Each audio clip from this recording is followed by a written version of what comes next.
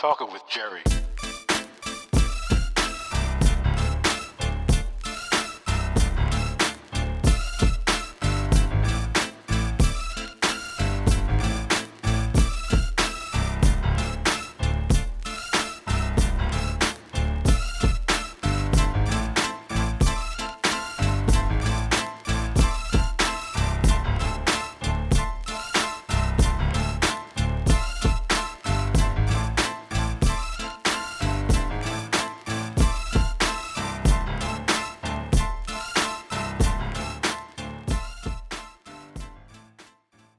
Don't forget to subscribe. Very important. Make sure you subscribe so you can keep up with the content that I'm posting every week. So tonight I'm going to do a brief story about Chicago. Very interesting. Was in the news about a week ago. I'd like to get your opinion on it, so I'd like you to comment afterwards. I have a little bit of a different take on this particular issue. I think you're going to find it interesting, and there's going to be some historical things that you'll learn as well. So this should be fun. So I want to start off by saying I'm not from Chicago. I don't live in Chicago, but I've been to Chicago many times. It's a great city. I have a lot of friends in Chicago. I did speak to two people that I know who live there about this particular issue that we're going to talk about. And it's an interesting topic, a little bit controversial. So the city of Chicago has a mayor, Lori Lightfoot, who is an African-American woman. And she's facing a little bit of pushback on something else different other than usually the crime stories that the news media jumps on her about. And this has to do with immigrants or asylum seekers, actually Haitian immigrants. Haitian immigrants who were bused to Chicago. As you're aware, if you keep up with anything on the news, you'll see that the border states, whether it's Texas, whether it's New Mexico, whether it's Arizona, they're shipping off people coming across the border and sending them to New York. They're sending them to Washington, D.C., mainly to the northern cities with Democratic mayors, Republican governors, and so forth, trying to make a name for themselves, which is really something that's devilish and evil, people seeking asylum to treat them like that. But in this case, these are Haitian immigrants specifically, and Lori Lightfoot, who's the mayor, decided, just like Mayor Adams in New York, that they're going to welcome these immigrants. And what she's doing is with these Haitian immigrants, putting them into schools that were closed there in Chicago for temporary housing, and welcoming these Haitian immigrants to the city and trying to say to them, we're going to provide you with some place to stay, a meal. If you want to permanently reside here, we're going to do some things to help you get on your feet and become a citizen and be a productive member of society here in the city of Chicago. And I personally applaud that. But we're going to hear from some residents in Chicago, some black residents who have a different opinion on this. So let's take a look at this news clip about some of the black residents of Chicago, what they had to say. And not to say that this particular group represents, the feelings of whether it's 10% of the black people in Chicago or 50%, we don't know, but that's what I want to comment on. So let's hear what they have to say at this press conference. Here because I am a child of Woodlawn. I was born and raised in Woodlawn. And I'm speaking on behalf of the people that are here and the ones that's not here, the ones that's at work and couldn't make it here.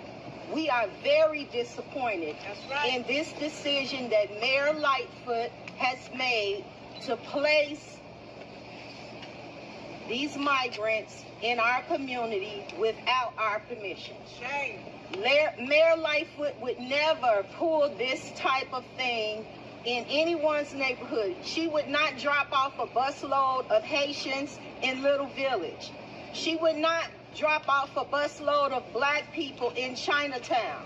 No. She would not drop off a busload of black people up north. Never. So it's time for Mayor Lightfoot to understand we will no longer be disrespected by you, ma'am. Please withdraw your decision to put the migrants in our community. There's plenty of room in Little Village for their people. Please speak to Little Village and take them over there. We're not hating on anyone, but we're loving on Woodlawn. That's right. As well, we already are struggling with the issue of fentanyl in our communities. We don't need anything else to add to the struggles that we already have. If there is a lack of resources in our community, we don't need anyone else to come in and suck those up. That's right. We're tired, Miss Lightfoot. We're tired, and we will not be voting for you. Thank you. Wow, that's interesting. So now we have Haitian immigrants fleeing a totally destabilized country, right? One that we, the United States, helped to destabilize historically.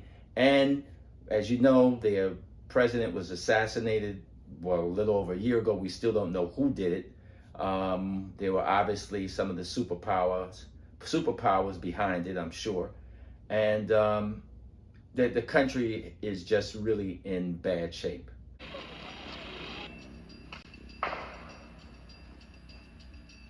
Three people a day are being kidnapped in Haiti, more than double the rate in 2021, as hundreds of armed gangs vie for control of the Caribbean country.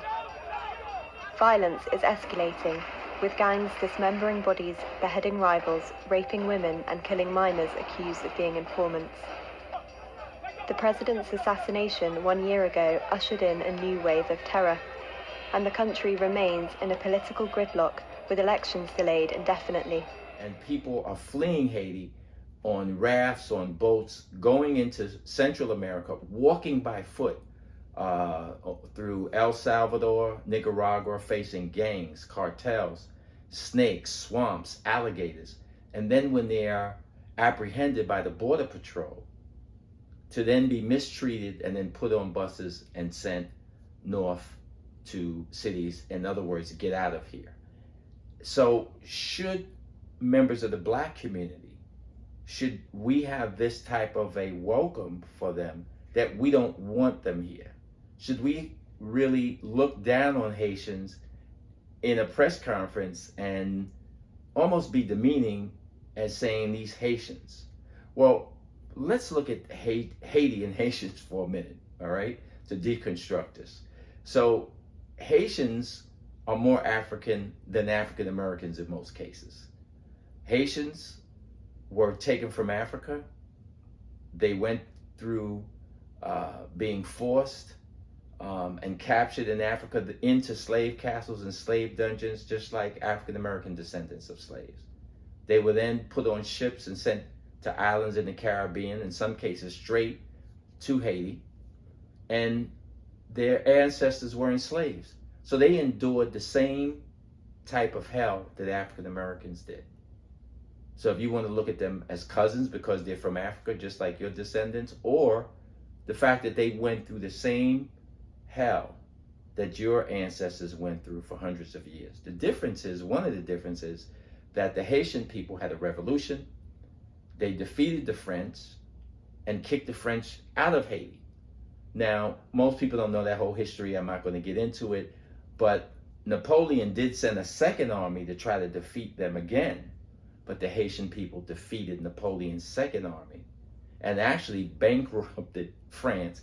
That's one of the reasons why the United States got half of the country from New Orleans and everything west of the Mississippi, because the French government had went broke. And the Haitian people then sent a delegation to the United States to meet with Thomas Jefferson, who was the president of the United States at that time, and said, we want to trade with you and do business with you. We have sugar plantations. We have all this sugar. We can do business together. But Thomas Jefferson said, no, we don't want to do business with you. This country was friends, the United States, with France, because France helped us defeat the British in the American Revolution. So Thomas Jefferson said to his cabinet members, and I've read several books that have clarified this, we're going to starve the niggas out. We won't do business with them. And they put up the United States a blockade around Haiti. And Haiti has been a basket case, you could start saying, from that point on. So if we look at that, Haitians being people who went through the same hell that Black Americans did, Haitians being deliberately treated by this country as a group of people that we, the United States of America, was going to constantly destabilize their government. I mean, something that we did, for hundreds of years, even sending the U.S. Army there to occupy Haiti at one point. And then during the 1950s and 60s and 70s, Papa Doc, the way he treated the people in Haiti who we supported, and then his son, until the people overthrew that government and got rid of them.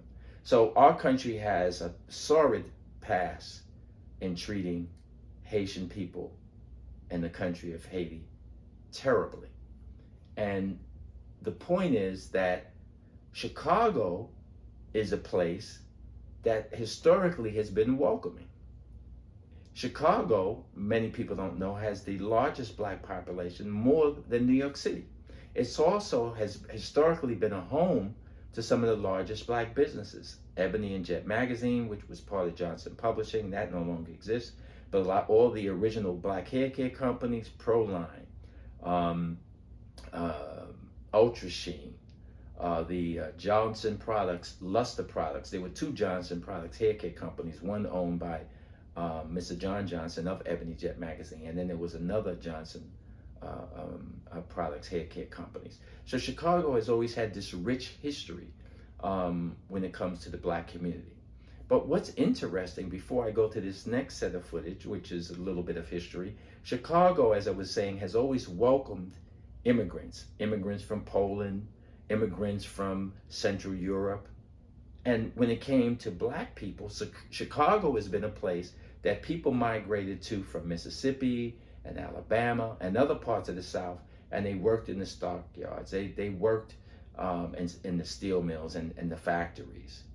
And the blues that came out of the South then came out of Chicago with a lot of great music groups, even up until the 1960s and 70s. Everybody that we could think of, from great songwriters and producers, from Curtis Mayfield, Lou Rawls, the Impressions, the Dells, so many great music groups came out of Chicago. So it has a really fantastic history. So let's look at a little bit of Chicago's history to fast track on what's going on today in Chicago, and maybe why some of the Black residents are looking upon this whole issue wrongly. Let's look at this footage. Most of the adults were born in rural areas of the South. They came to Chicago looking for a better way of life. They came to the south side of the city because they found that this was a place where Negroes were permitted to live. About all that they brought with them were their hopes and their dreams. They knew if they could make it to Chicago from Mississippi, from Alabama, from Arkansas, there was work here. Chicago was a gold mine if you lived in the South. Chicago was the place where people came so they could build their families and build their futures. And you began to work at the steel mill.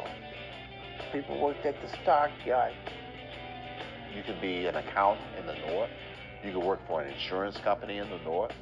You could be a policeman in the North. There was harmony, cohesiveness, and happiness because people fled the South, were looking to the future.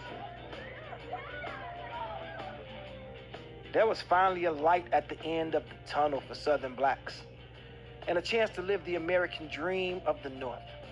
But that light would prove to be nothing more than a mirage of the North. The hope I really had when I come here to do better, but after I got here and started work, it looked like to me I did worse.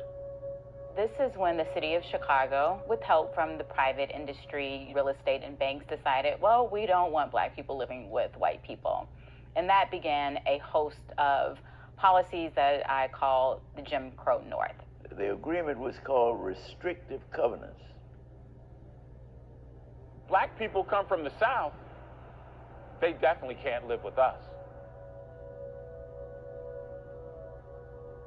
So where do we live? Pushed to the worst neighborhoods. We're pushed to slums that others have moved out from. Racism is structured into housing. That is, when people who are from a different background move in large numbers, you just restrict them to certain areas. We were assigned where to live. On the one hand was the joy of our living together, free of the burdens of the South. On the other, we were trapped and could not grow, could not get out. The concentration of people was 4 times that of adjacent white communities. The Black Belt, and gradually, block by block by block, the Black Belt just kept bursting by the seams because Black people couldn't live anywhere else. We have looked forward to our coming to Chicago with great and eager anticipation. We are here to study the conditions as they relate themselves in housing. Dr. Martin.